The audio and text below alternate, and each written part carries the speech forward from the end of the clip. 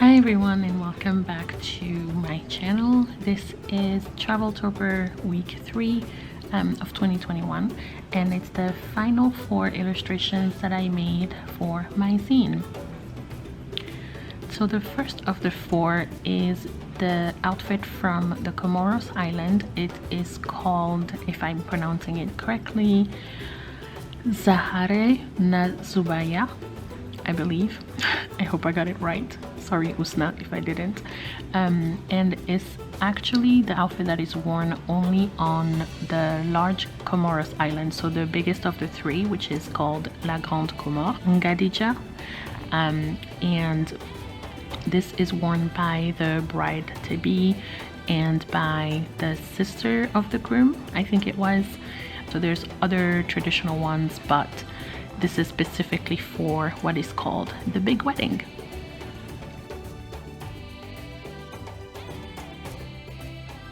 I drew this image and colored it live with my patrons for one of our live streams. So if you are a patron and you're watching this, thank you for joining me and hanging out with me during that time. Next up is the Chittenden, which is the traditional attire from Malawi. Malawi is a smaller country on the southeastern side of Africa, and it's close to the center, so it's kind of hard. Some people say it's in the center, and I've seen others say that it's in the southeast, so it's in the southeastern region.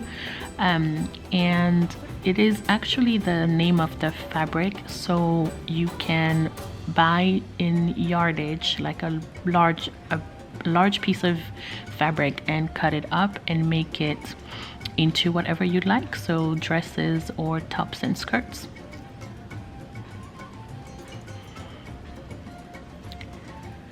The third outfit was from Ghana, and if I'm not mistaken, I think it is, the style is kaba and skirt. The fabric is known as the kente cloth, which is super famous and popular in Ghana. It is a patterned fabric. It has different patterns which each have their own meaning. The traditional ones are a lot of times yellows, greens, black, and a little bit of red, and those are actually the colors of the Ghanaian flag, so I don't know if there's a correlation. I think there is, but nowadays there have been some print versions made that are multicolor, so untraditional colors like pinks and purples and blues, sort of a whole variety. And even the patterns have been sort of mixed and matched and adjusted and sort of modernized a little bit. But the original kente pattern, there are multiples, but I picked one that I kind of tested out here on the right side of the screen. If you can see, I tried to make it as small as I could with the markers, but the tip of the marker was too thick to make it as small as it's supposed to be. So you'll see later when I color in the skirt, it's a little bit wider on the skirt, but the pattern is correct. It's just I had it in a much larger scale than it actually would be. But yeah, my friend Della, who is from Ghana, helped me find sort of like one of the typical styles and gave me some references of the original traditional kente to use. So Della, if you're watching, thank you so much for your help. I always get my friends in trouble with my crazy plans and my crazy projects, and then they help me with research, so I really appreciate it. And she's busy, she works full-time, she has a toddler at home, so yeah, I appreciate you so much. So I don't have too much more to say other than I forgot to ask the name of the wrap. It's like a head scarf that you can add. It's not everyone, I think, who wears them, but the style of the outfit is very much a constructed kind of top, usually with a skirt similar to this, so almost like that mermaid style fishtail skirt at the bottom. And these are very popular throughout Africa, actually. Other African countries sometimes even buy kente cloth. They buy the printed fabric and then they make their own outfits in different styles, but it's a very well known, very well loved fabric throughout it was one staple that I wanted to get in my first volume. If you don't know, the zine is out. I think I mentioned it in my last video, but it was on pre-order for a couple of weeks.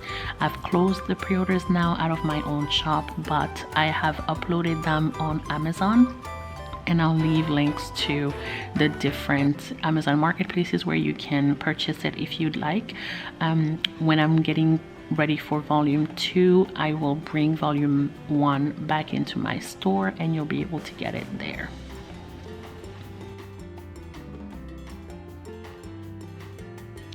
And the final image is the Karakou and Bournous, which are the velvety, very ornate outfit from Algeria.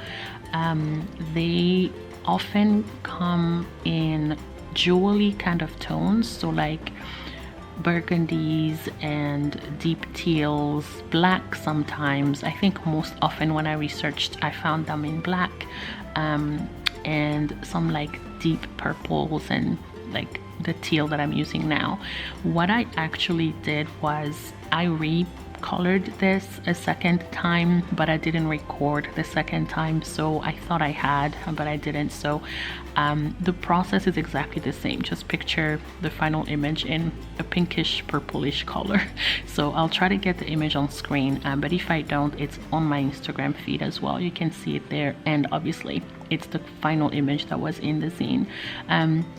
But essentially the outfit is this top and usually like a little jacket. It has gold embroidery all through the hems of like the wrists, the top of the jacket, the top of the shirt that goes inside, usually the hem of that top as well. And I'm pretty sure it also comes on the pants, which are like the Arab pants with the side slits. I don't know why I didn't draw them on here.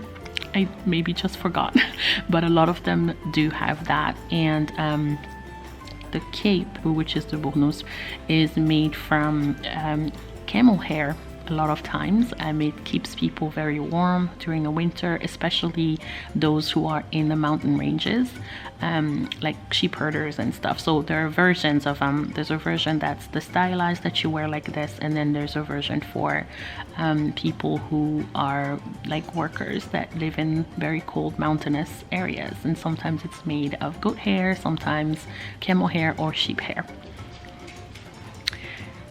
So this has been a really fun project for me to work on. I really appreciate all of you for your support of all of this, just the project, the images, everyone sharing and purchasing the zine so far. I really appreciate you all.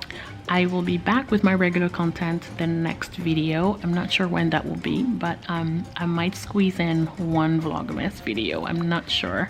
But yeah, this is how it all ended. Thank you so much for watching. I'll see you in my next video.